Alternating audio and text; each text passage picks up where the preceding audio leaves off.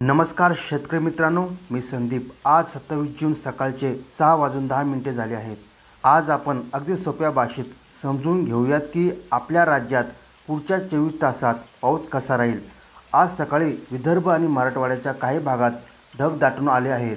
जर आपण उपग्रहातून घेतलेले फोटो पाहिले तर यवतमाळ जिल्ह्यात जोरदार पाऊस आणणारे ढग दिसत आहेत। वाशिम आणि बुलढाण्याकडेही मध्यम ते जोरदार पाऊस येईल असे ढग आहेत।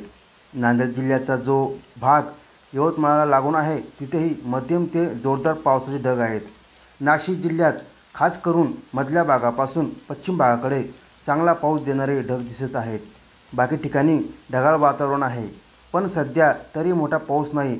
आता बघूया पुढच्या 24 तासामध्ये कोणत्या जिल्ह्यात कसा पाऊस पडू शकतो। वाशिम, अकोला, बुलढाणा, अमरावती आणि यवतमाळ या जिल्ह्यामध्ये खूप मोठा म्हणजे मुसळधार पाऊस येऊ शकतो। त्यामुळे या भागातील नागरिकांनी आणि विशेषतः शेतकऱ्यांनी जरा जास्त काळजी घेण्याची गरज आहे।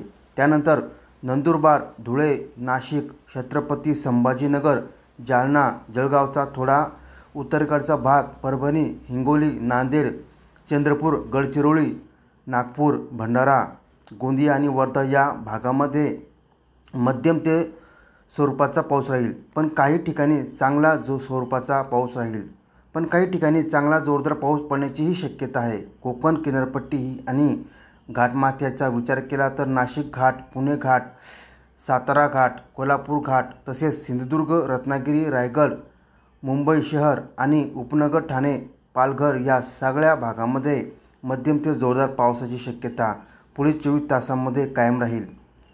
पुढे पुणे, सातारा, सांगली, कोल्हापूरच्या पश्चिम भागात हलका ते मध्यम स्वरूपाचा पाऊस पडण्याची शक्यता आहे। मात्र अहमदनगर, ज्याला आता अहिल्यानगर म्हणतात, बीड, छत्रपती संभाजीनगरचा दक्षिणेकडचा भाग, जालन्याचा दक्षिणेकडचा भाग, लातूर, परभणीचा दक्षिणेकडचा भाग, नांदेडचा दक्षिणेकडचा भाग, सोलापूर तसेच सांगली, सातारा, पुण्याच्या पूर्वेकडच्या भागामध्ये फार मोठा पाऊस येण्याची शक्यता दिसत नाही। या भागामध्ये झालंच तर 1-2 ठिकाणी हलक्याशा सरी पडू शकतात। तर शेतकरी मित्रांनो, हा होता आपल्या राज्यातील पावसाचा सोपा भाषेत अंदाज। मागच्या 24 तासामध्ये या ठिकाणी पाऊस झालेला आहे। बघा, कोकण विभाग, रत्नागिरी जोरदार पावसाची नोंद, सिंधुदुर्ग मुसळधार पाऊस, रायगड व पालघर जिल्ह्यात मध्यम ते जोरदार पाऊस झालेला आहे। पश्चिम महाराष्ट्रामध्ये पुणे शहर व घाटमाथ्यावर हलका ते मध्यम पाऊस झालेला आहे। सातारा, कोल्हापूर मध्यम पावसाची नोंद आहे। महाबळेश्वर जोरदार पाऊस झालेला आहे। उत्तर महाराष्ट्रामध्ये नाशिक काही भागात मध्यम पावसाची नोंद झालेली आहे। धुळे, जळगाव पावसाची तारखेबाज हजेरी। त्यानंतर विदर्भामध्ये नागपूर, अकोला, यवतमाळ हलका पाऊस झालेला आहे। चंद्रपूर, गडचिरोली ढगाळ वातावरण व काही भागात जोरदार पाऊस झालेला आहे। मराठवाड्यामध्ये बीड, लातूर, परभणी, हिंगोली हलक्याशा पावसाची सरी आलेले आहेत। त्यानंतर छत्रपती संभाजीनगरमध्ये काही भागात पाऊस झालेला आहे।